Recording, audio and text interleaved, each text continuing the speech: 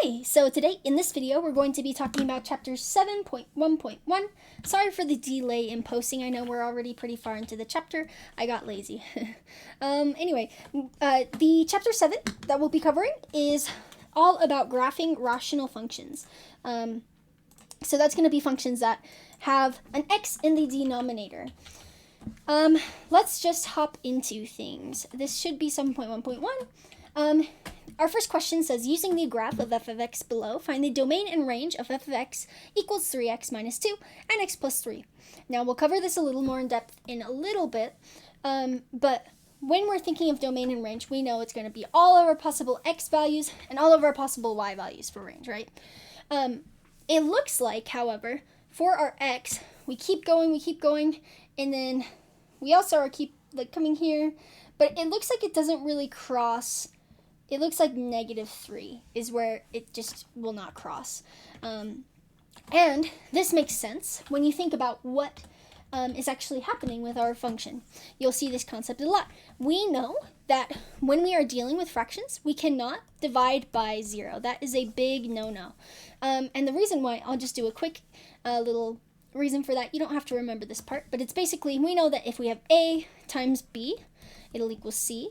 We know that a is equal to c divided by b. So like for instance, if we did 2 times 3 equals 6, and we know that c divided by, which is 6 divided by 3 is equal to 2, and 6 divided by 2 is equal to 3. So it's also the same for b is equal to c over a. And this is just simple algebra that we've learned before. However, the issue is when you introduce a 0, if we had something like 0 times 3, or let's say this instead. 0 times 3 equals 6. We can't have anything to be divided by 0 because this doesn't work.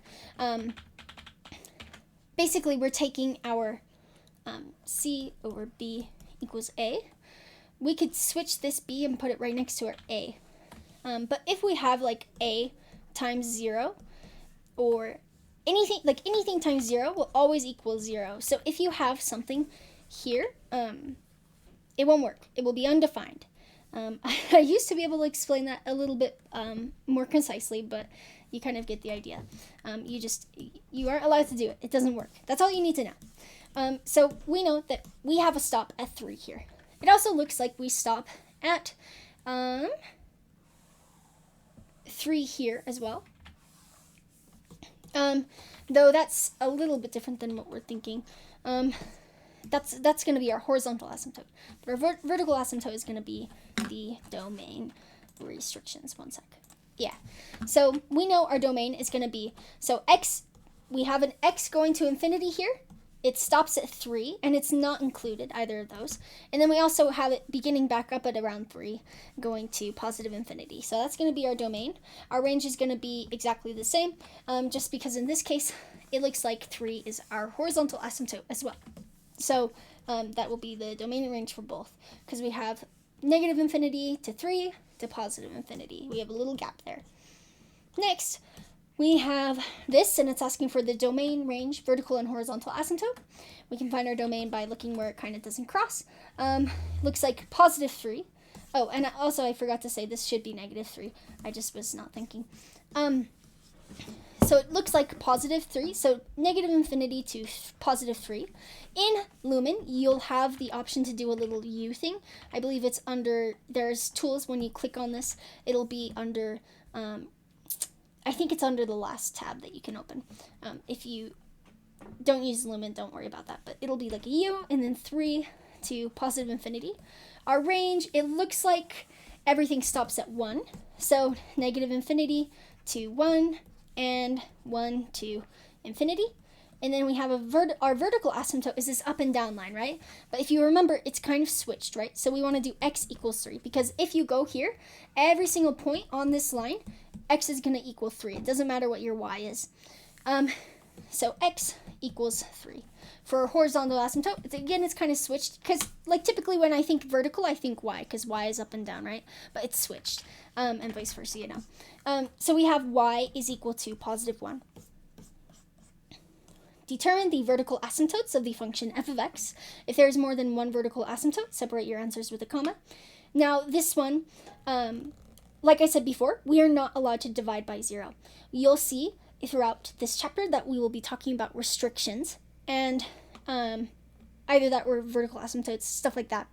This is what we're mainly talking about, especially with vertical asymptotes and restrictions. We cannot have the denominator be equal to 0. So what we need to do is we need to take this x squared plus 2x minus 8 and set it equal to 0 to find out what x cannot be.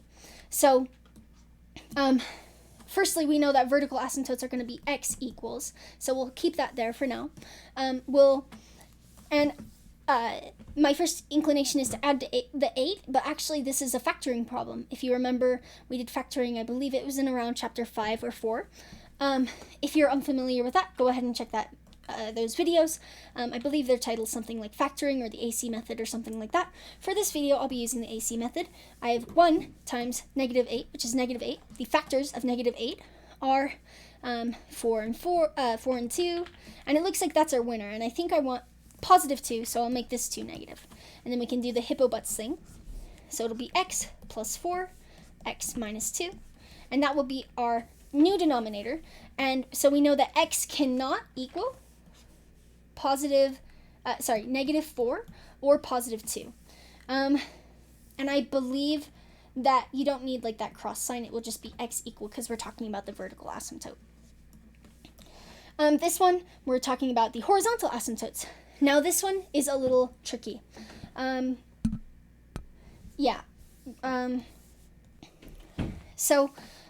talked about this in one of my 1050 videos, which I don't recommend you watching this if you're in 1015, because we introduce a lot of topics that are outside of this class. But basically, we have the degree of the top, which we'll call m, and the degree of the bottom, which we'll call n. And if you remember from one of our very beginning units, the degree of a function of a polynomial is going to be the highest term polynomial that you have. In this case, it's going to be 3 for our top and 2 for our bottom.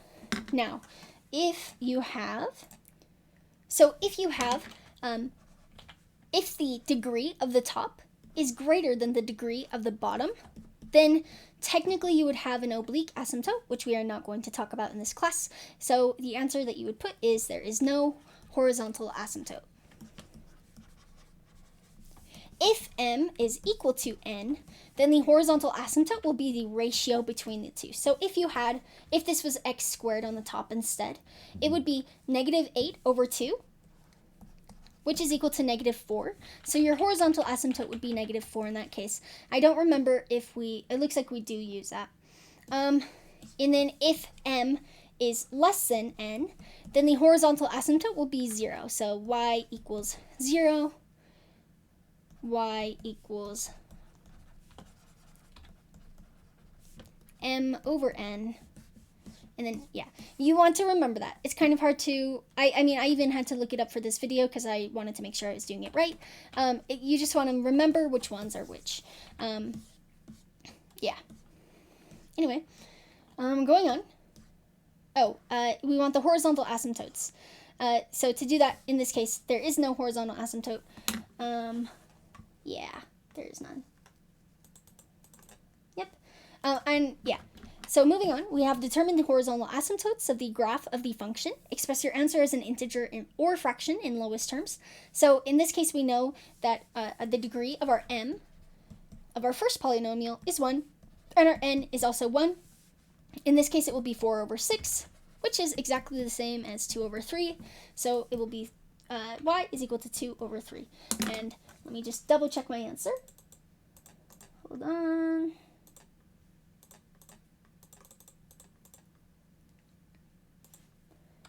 Over 3.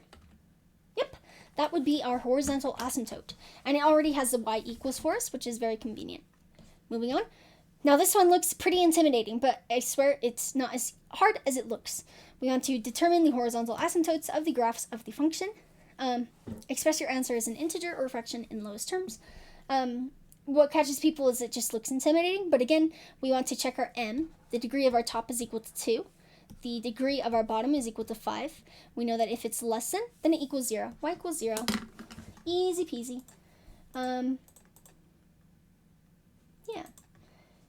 Just double checking that's right. Determine the horizontal asymptotes of the graphs of the function. Express your answer as an integer or fraction in lowest terms. Now this will have a box. I think I accidentally cut it off. In this case, we have an m, which is greater than n. So we have no horizontal asymptote for this one. Let me double check on this just to make sure. I don't want to mislead you.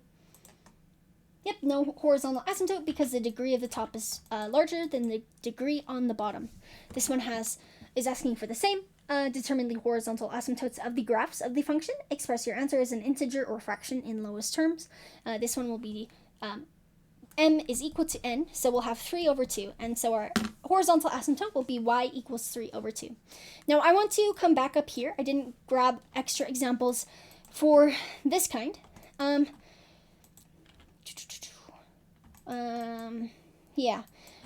When you're doing this, I don't need to grab more examples. Just be careful. We just want to find the restrictions. We want to set this bottom equal to 0. And sometimes that means factoring. Sometimes you don't need to factor. Sometimes it will be super easy. Sometimes it won't be. But your vertical asymptote will basically just be what it cannot equal on the bottom. Yeah. If you have any questions, please let me know, and I will answer as soon as possible. Again, sorry for the delay in getting these out. I just have been busy with my own finals. But yeah, have a good one.